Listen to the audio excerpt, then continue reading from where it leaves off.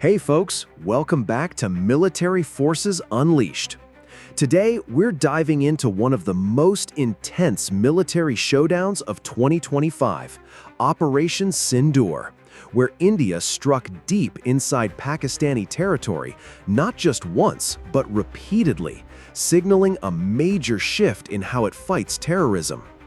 This wasn't just another border skirmish or a symbolic raid. This was a full-on escalation game-changer.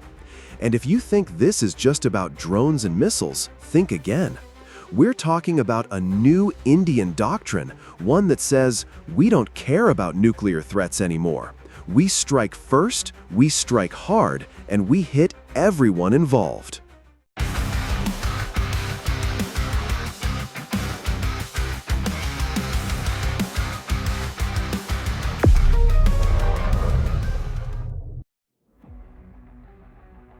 Imagine waking up at 3 a.m. to the sound of explosions across your country.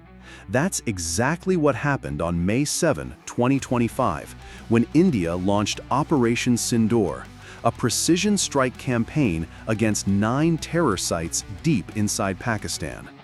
What followed was a 4-day cycle of retaliation, counter-retaliation, and near-war levels of violence. But here's the twist. This wasn't just revenge. It was strategy, a calculated evolution from symbolism to real cost imposition. To understand Operation Sindoor, we need to rewind. For years, India tolerated cross-border terrorism with little more than diplomatic protests. The 2001 Parliament attack? Response? Nothing much. The 2008 Mumbai massacre? Still no military action. But everything changed in 2016. After the Uri attack, India sent special forces across the line of control. It was a small but symbolic message: we're done waiting. Then came Balakot in 2019. India dropped bombs deep inside Pakistan for the first time since 1971. Fast forward to 2025, and Operation Sindoor isn't just a bigger version of Balakot, it's a whole new playbook. As analyst Arzan Tarapur wrote for War on the Rocks, this operation marks the shift from threats to actual cost imposition.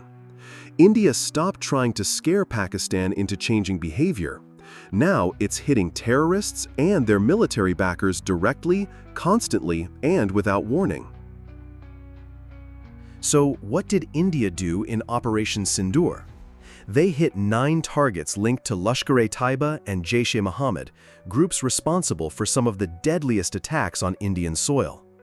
They used standoff weapons, long-range cruise missiles like BrahMos, Israeli loitering munitions like Harop, and even French Rafale jets carrying Scalp cruise missiles.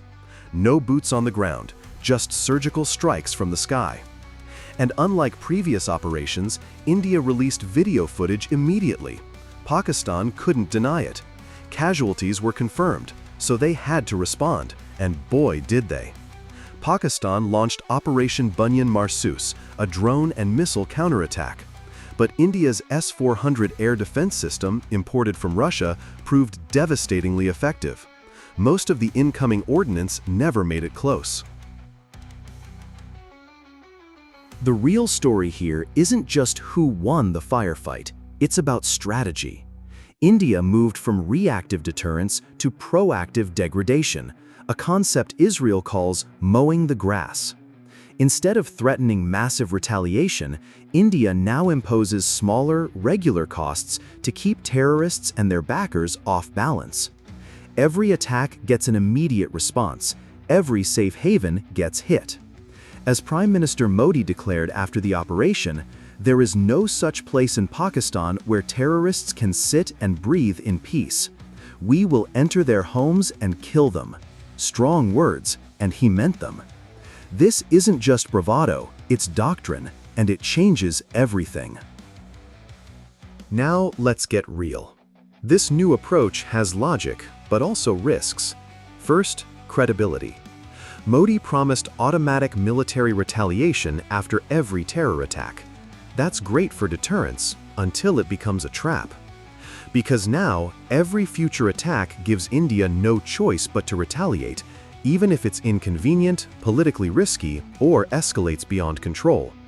And as we saw in May 2025, that escalation can go fast. Second, thresholds. India claims it avoided targeting civilians, nuclear sites, or critical infrastructure. But those lines are blurry.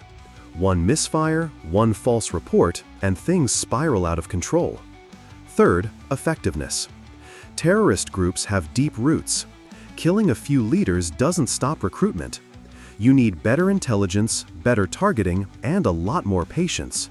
Fourth, public perception. Operation Sindoor was hailed as a victory. Some called it pure bliss.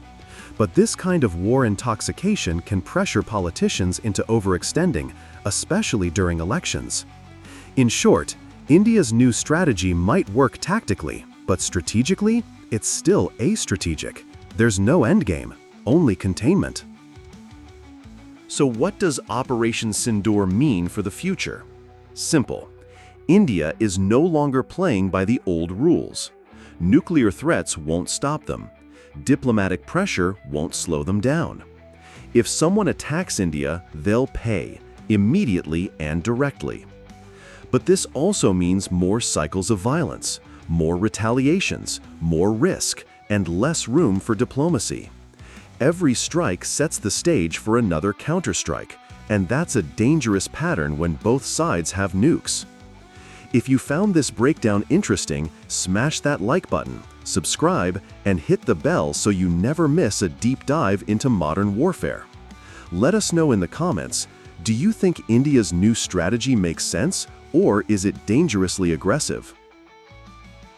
Thanks for watching and supporting Military Forces Unleashed.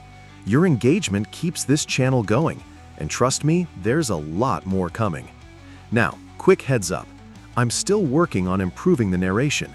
Even with a voice clone of my own, getting the tone, rhythm, and delivery just right is a pain in the neck. It's a tedious process, but I want to get it as close to natural as possible. I know it's not Morgan Freeman reading this to you. Believe me, I wish it were. But until I find the perfect balance, I appreciate your patience. We're building something real here, and your support makes all the difference. Until next time, stay sharp, stay informed, and remember, history isn't written by the loudest voices, it's shaped by the ones who act first.